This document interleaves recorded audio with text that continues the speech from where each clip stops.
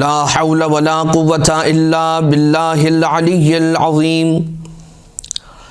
حسبنا اللہ ونعم الوکیل نعم المولا ونعم النصیر اعوذ باللہ من الشیطان اللعین الرجیم بسم اللہ الرحمن الرحیم حمدا لک یا ذا الجود والاحسان والفضل والطول والامتنان وصلاة وسلاما على من لا ينطق عن الهوى إن هو إلا وحي يوحى حبيب قلوبنا وشفيع ذنوبنا وطبيب نفوسنا مولانا ومولى الثقلين جد الحسن والحسين ابي القاسم المصطفى محمد اللهم صل على محمد وعلى محمد وعلى آله الذين أذهب الله عنهم الرجس وطهرهم تطهيرا اللهم صل على محمد وآل محمد لا سيما على الإمام المنتظر والحجة الثاني عشر واللعنة الدائمة الباقية على أعدائهم ومنكري فضائلهم وغاصبي حقوقهم من الأزل إلى قيام يوم الدين أما بعد فقد قال الله سبحانه وتعالى في محكم كتابه ومتقن خطابه وقوله الحق وهو أصدق القائلين بسم اللہ الرحمن الرحیم یا ایہا الذین آمنوا اجتنبوا کثیرا من الظن ان بعض الظن اثم۔ مومنین اور مومنات، سلسلہ دروس میں ایک اور درس کے ساتھ حاضر خدمت ہیں۔ پروردگار عالم نے اس کائنات کے اندر بہت سارے انسان بہت ساری نعمتوں کو خلق کیا۔ ان نعمتوں کے اندر پروردگار عالم کی مخلوقات ذوی الروح، غیر ذوی الروح یعنی روح رکھنے والے، روح نہ رکھنے والے، پروردگار عالم نے طرح طرح کی نعمتوں کو، طرح طرح کی خلقتوں کو خلق فرمایا۔ ان میں سے ایک خلقت انسان، اس ایک انسان کے اندر بھی پروردگار عالم نے الگ الگ مزاج رکھنے والے لوگوں کو خلق فرمایا۔ کوئی تند مزاج ہے، تیز مزاج ہے، کسی کا مزاج ایسا ہے کہ جلد غصے میں آ جانے والا ہے، کسی کا مزاج ایسا ہے کہ اتنا کم غضبناک ہوتا ہے کہ جہاں پر غضبناک ہونا ہے وہاں پر بھی ٹھنڈا رہتا ہے۔ کچھ ایسے افراد ہیں کہ کسی کی بات کو سن کر اگنور کرنا، کچھ افراد ایسے ہیں کہ اتنی زیادہ نکتہ چینی کے ساتھ اور گہرائی میں جا کر سننا کہ چھوٹی چھوٹی باتوں پر الفاظ تک کو پکڑ کر بحث کرنا، مباحثہ کرنا، ضد کرنا اور جھگڑا کرنا۔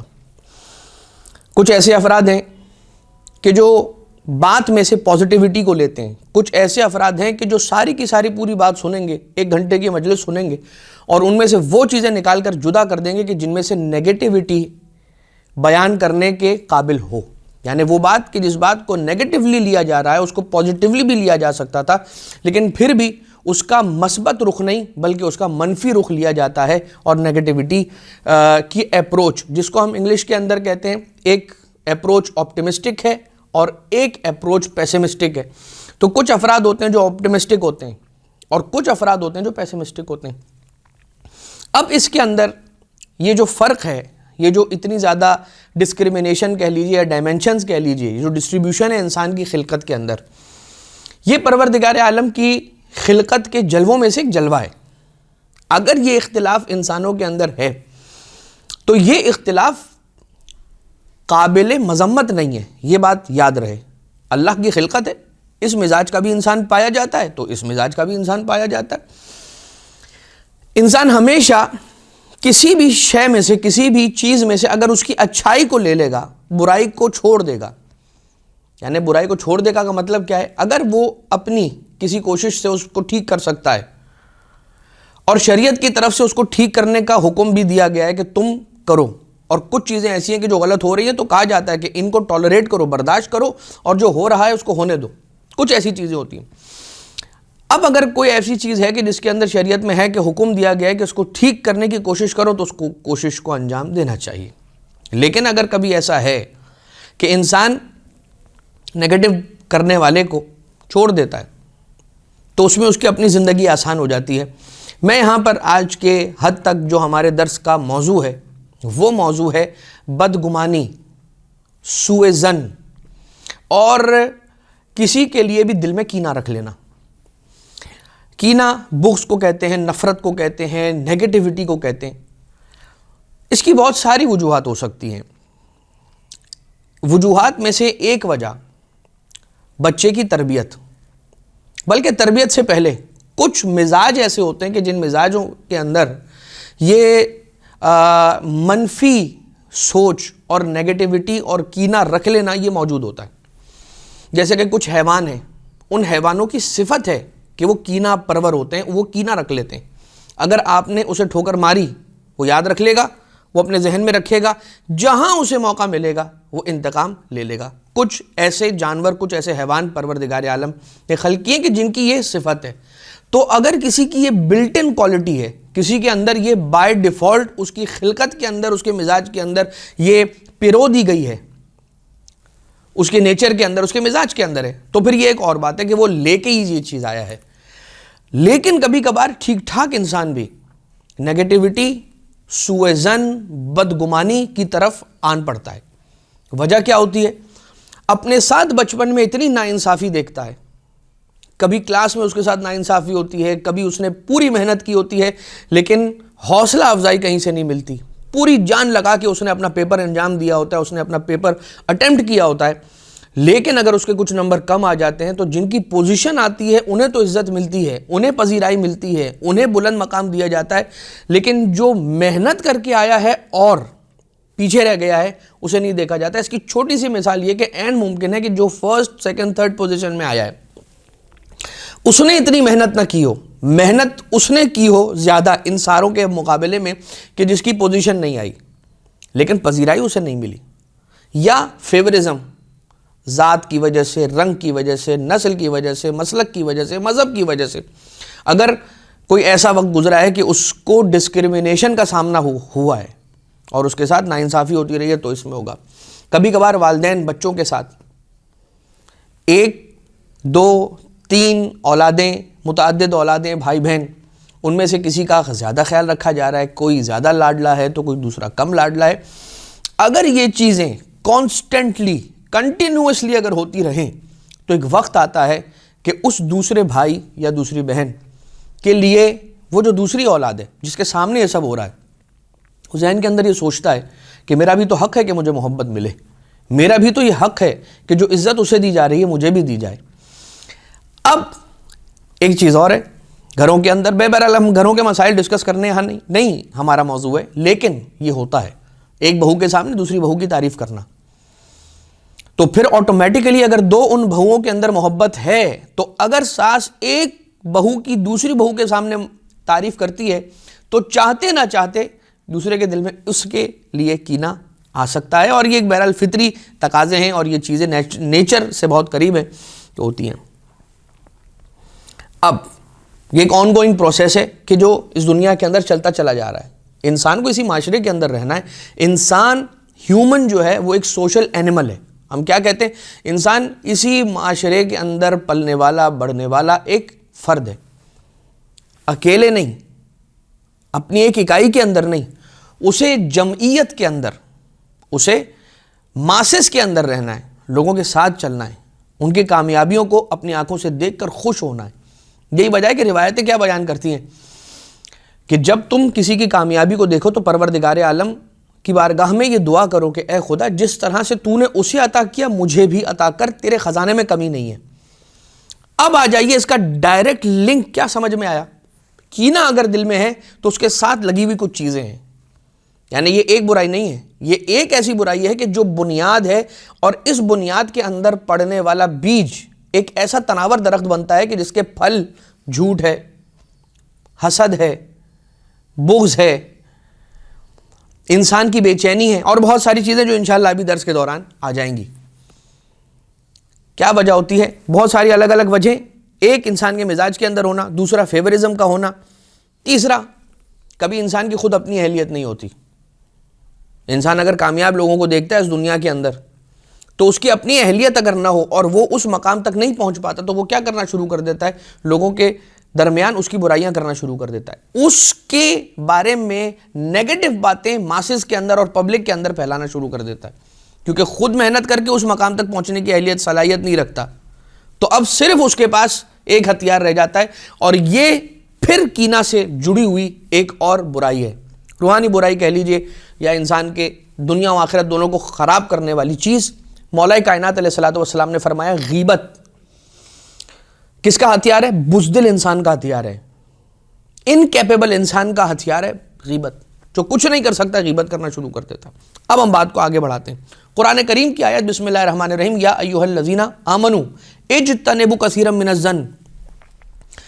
یاد رکھو سوء ظن، برے گمان، برے خیالات، نیگیٹیوٹی، اس سے اجتناب کرو. کثیرا من الظن، بہت سارے، بہت زیادہ ظن کرنا، بہت زیادہ برا سوچنا. اب میں نے یہ کیوں کہا؟ کیونکہ قرآن کریم میں کثیرا من الظن نے لکھا ہے، من الظن نے صرف نہیں لکھا ہے. کثیرا من الظن یعنی بہت زیادہ ہر چیز کے اندر برا سوچنا، اس کو منع کیا گیا ہے. کیونکہ جب ہم یہ کہتے ہیں کہ نیگیٹو نہیں سوچنا چاہیے تو پھر یہاں پر کوئی سوال کر سکتا ہے کہ پلاننگ کا حصہ یہ ہے کہ انسان نیگیٹیوٹی کو ساتھ لے کر چلے. اگر خدا نخواستہ جو ہم جس طرح سے چل رہے ہیں، اگر اس میں چلتے چلتے کوئی خرابی آتی ہے، کوئی پلان اگر ہمارا فیل ہوتا ہے، یا کوئی جو ہم نے پہلے سے سوچ کے رکھا ہے اور فور کاسٹ کیا ہوا ہے کہ یہ کام آگے جا کر اس طرح سے ہوگا، اگر وہ نہیں ہوتا تو آپ نے اس کے لیے کوئی پلان بی سوچ کے رکھا ہے یا نہیں رکھا ہے. تو نیگیٹیوٹی تو بہرحال ایک حصہ ہے پلاننگ کا، کہ انسان یہ سوچ کر چلے کہ اگر ہماری توقعات کے مطابق یہ کام انجام نہ پایا تو پھر ہم کیا کریں گے، وہ ایک الگ بات ہے. لیکن کثیرا من الظن نہیں کرے. ان بعض الظن اثم، اس لیے کہ کچھ ظن، کچھ گمان ایسے ہیں، کچھ خیالات ایسے ہیں کہ جو اثم ہیں، جو گناہ ہیں، جو پروردگار عالم سے دور کر دینے کے موجب بنتے ہیں. کیا انسان، بہت بڑا سوال ہے یہ، فطرت سے بہت قریب ہو کر آپ سارے اپنی اپنی زندگیوں کے اندر اس سوال کو لے کر جھانکیں، یار وہ میرے بارے میں کیسا سوچتا ہوگا؟ میں کسی سے ملنے جا رہا ہوں، راستے میں کیا خیال کرتا ہوں؟ دو چیزوں کا خیال کرتا ہوں. میں اس سے کیا بات کروں گا، میں اس سے کیا پوچھوں گا، میں اس سے کیا ڈسکس کروں گا. دوسری بات، وہ میرے بارے میں کیسا سوچتا ہوگا، وہ میرے بارے میں کیا خیال رکھتا ہوگا، وہ مجھے کیسا سمجھتا ہوگا. امام معصوم علیہ السلام کا اس کے اعتبار سے جواب، اگر تم یہ جاننا چاہتے ہو کہ تمہارا مومن بھائی تمہارے بارے میں کیا سمجھتا ہے، کیا سوچتا ہے، کیا خیال رکھتا ہے، تو تم اپنے دل میں جھانک کر یہ دیکھو کہ تم اس کے لیے کیا رکھتے ہو، اپنے دل میں کیا سوچتے ہو، تم اسے کیا منزل دیتے ہو اپنے دل کے اندر. اگر تم نے اس کے بارے میں اچھے خیالات رکھے ہیں، نیک تمنائیں رکھی ہیں، تو پھر یاد رکھنا وہ بھی تمہارے بارے میں ایسا ہی سوچتا ہوگا. اس کا مطلب یہ ہوا کہ اگر یہ سب کہا جا رہا ہے نا کہ بھائی نیگیٹیوٹی کو چھوڑو، پازیٹیوٹی کی طرف آؤ، تو اس کا تعلق عقل سے ہے، اس کا تعلق ارادے سے ہے، اور انسان کے ارادے میں اتنی طاقت ہے. یہی وجہ ہے کہ ہمیں کچھ حدیث قدسی ایسے ملتے ہیں کہ جن کے اندر یہ جملہ ہے کہ اچھا سوچا کرو، اس لیے کہ اگر تم اچھا سوچو گے تو پروردگار عالم تمہیں اچھا عنایت کرے گا. اگر تم نے برا سوچا تو جو تم نے سوچا ہے وہ تمہارے سامنے آئے گا. بہت ساری ایسی روایتیں ملتی ہیں کہ جن میں ملتا ہے کہ اگر انسان نے اپنے ذہن کے اندر یہاں پر فطور بھر رکھا ہے تو اس کے سامنے فطور آئے گا. یعنی میں اس کو اور ریفائن کر کے آپ کی خدمت میں عرض کروں کہ اگر انسان نے پروردگار عالم کو سخی سمجھا ہے تو وہ سخی بن کر دکھائے گا.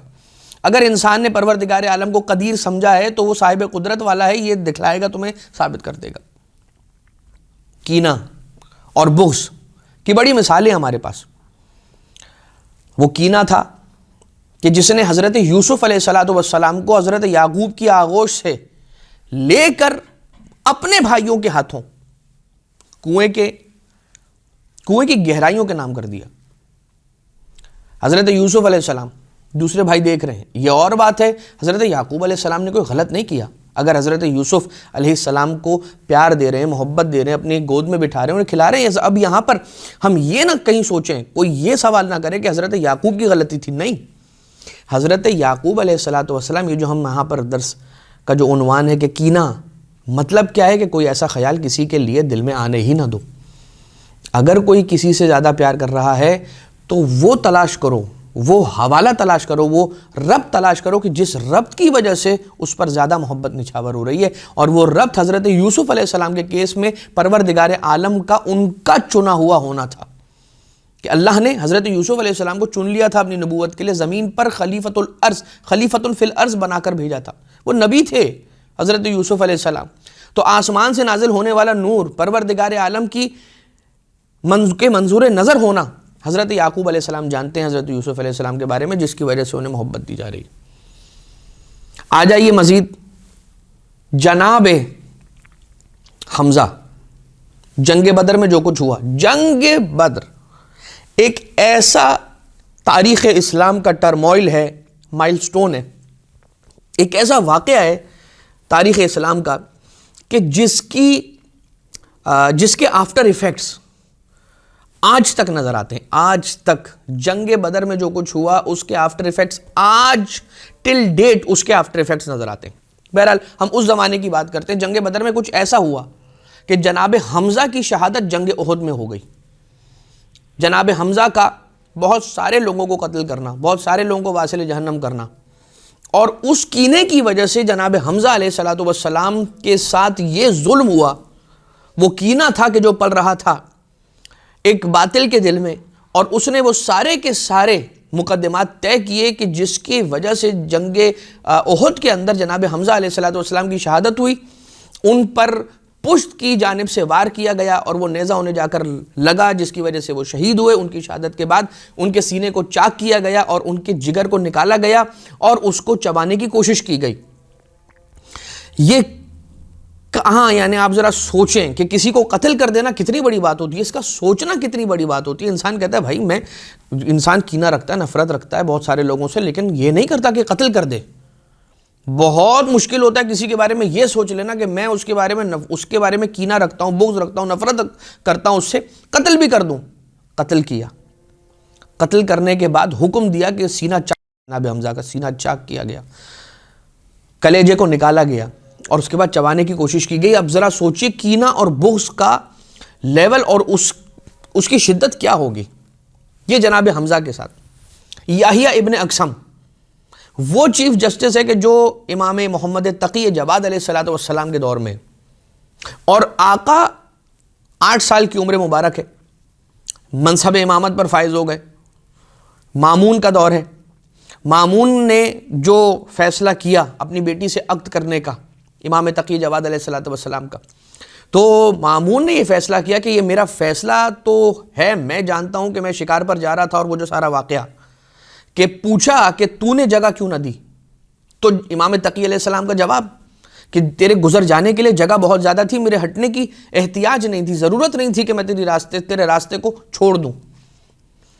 اور دوسری بات، میں نے کوئی گناہ کیا نہیں، میں نے کوئی غلط کام کیا نہیں جس کی سزا کا مجھے خوف ہوتا کہ میں جگہ چھوڑ دوں۔ اور تیسری بات، یا تو پھر یہ مان لے کہ تو ظالم ہے، اور ظالم تو بیجا بغیر کسی سبب کے اور بغیر کسی علت کے لوگوں پر بیجا ظلم کیا کرتا ہے۔ اگر تو ظالم ہے ہاں تو پھر میں راستہ چھوڑ دیتا ہوں۔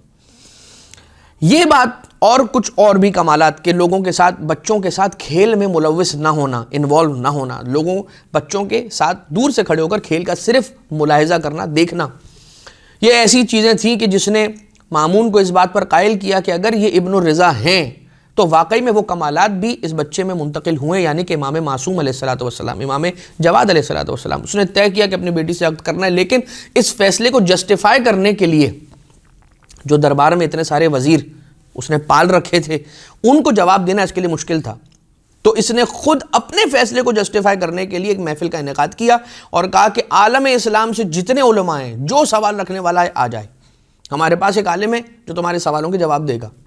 اور امام تقی علیہ السلام جواب دے رہے ہیں، جب لوگوں کے جوابات یہاں تک کہ سوالات بھی جو دل میں پوشیدہ تھے بتلا دیے، تیرا سوال یہ، اس کا جواب یہ۔ 3 دن میں 30,000 سے زائد تقریباً سوالوں کے جوابات امام تقی جواد علیہ السلام نے ارشاد فرمائے، یہاں تک کہ لوگ کہنے لگے کہ یہ جو تخت خلافت پر بیٹھے ہوئے ہیں، اگر وارث علم انبیاء یہ ہیں، یہ بچہ یعنی کہ جو بچے لوگ انہیں بچہ کہہ رہے ہیں، وگرنہ سن و سال کی قید میں مقید نہیں ہوتا امام، تو اگر یہ علم انبیاء کا وارث ہے جو کہ بات نظر آ رہی ہے، تو پھر یہ تخت خلافت پر بیٹھنے کے زیادہ حقدار ہوتے ہیں۔ اور اس محفل کو برخاست کرنے کے لیے یحییٰ ابن اقسم کو بلایا گیا. مامون نے کہا کہ میرے ہاتھوں سے بات باہر نکل رہی ہے, تم آ جاؤ سچویشن کو سنبھالنے کے لیے تاکہ ہم اس محفل کو ختم کریں. یحییٰ ابن اقسم نے آ کر جو کیا, انتہائی نامناسب رویے اور نامناسب انداز میں امام علیہ السلام سے کلام کرنا اور وہ سارا کچھ, مگر امام کا حلم اور بردباری کے ساتھ جواب دینا. کتنے ایسے واقعات ہیں اور مثالیں ہیں اور شاہد مثالیں تاریخ کے اندر کہ آنے والے نے امام حسن مجتبیٰ علیہ السلام کے ساتھ کیسا مدینہ منورہ کی گلی کے اندر وہ جو جملے تھے, کیا جملے تھے, اور امام کا جواب کیا تھا, تو بھوکا ہے تو تجھے کھانا کھلائیں, بے چھت ہے بے گھر ہے تو تجھے چھت عنایت کریں, بے لباس ہے تو تجھے لباس دیں, اگر تشنا ہے تو تجھے سیراب کریں. اب یہاں پر یحییٰ ابن اقسم کو جب جوابات ملے ہیں, میں ان جوابات کو ریپیٹ نہیں کرنا چاہ رہا. سوال کیا امام نے, اس کا جواب ان کے پاس نہیں تھا, یحییٰ ابن اقسم کے پاس. پھر امام علیہ السلام نے جو اس کا سوال تھا اس کا جواب دیا, پھر امام نے سوال کیا, اس کا جواب نہیں تھا. وہ فبہت الذی کفر, مبہوت ہو کر رہ گیا, سائلنس, اٹر سائلنس ہو گئی. لیکن وہ امام علیہ السلام کو تو زیر نہیں کر پایا, بلکہ امام کا علم اور اجاگر ہو کے سامنے آ گیا, مگر ایک کینہ تھا کہ جو اس کے دل کے اندر بیٹھ گیا.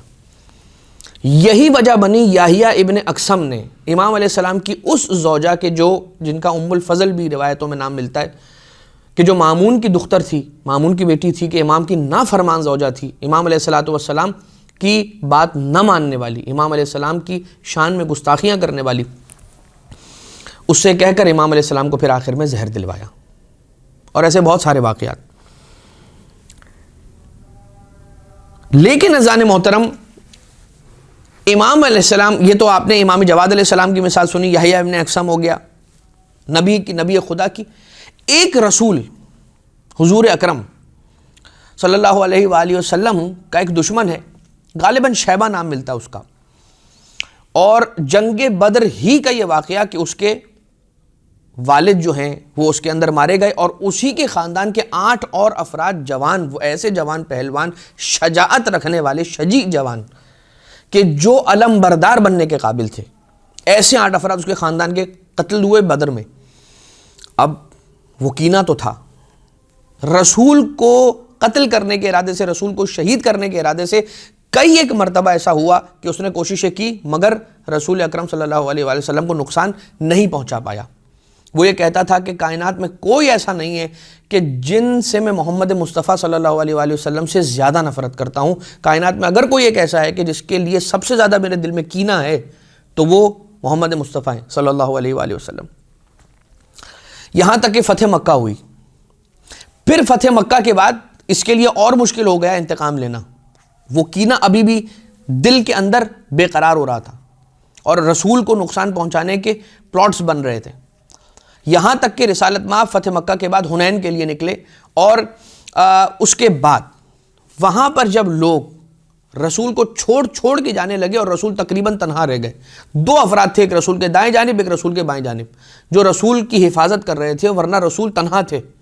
تو یہ شخص آتا ہے اور آنے کے بعد رسول کی پشت سے رسول پر وار کرنا چاہتا ہے, یہاں تک کہ ایک بجلی آسمان سے نمودار ہوتی ہے اور وہ اس شخص کو روک لیتی ہے رسول اکرم کو نقصان پہنچانے سے. وہ رسول کو نقصان نہیں پہنچا پاتا, اور وہ یہ کہتا ہے, غالباً شیبہ ہی نام ہے, وہ یہ کہتا ہے, عقبہ, شیبہ, ابو البختری, یہ لوگ, ان میں سے یہ ایک ہے جو رسول اکرم کو مکہ مکرمہ میں مسجد الحرام کے سامنے آ کے وہ ہڈی کو بھوسا بناتے ہوئے, اور سورہ یاسین کی آیت ہے, من یحیی العظام وہی رمیم, ہڈیوں کو, ان ہڈیوں کو جو پاؤڈر بن گئی ہیں, ان کو کون دوبارہ زندہ کرے گا.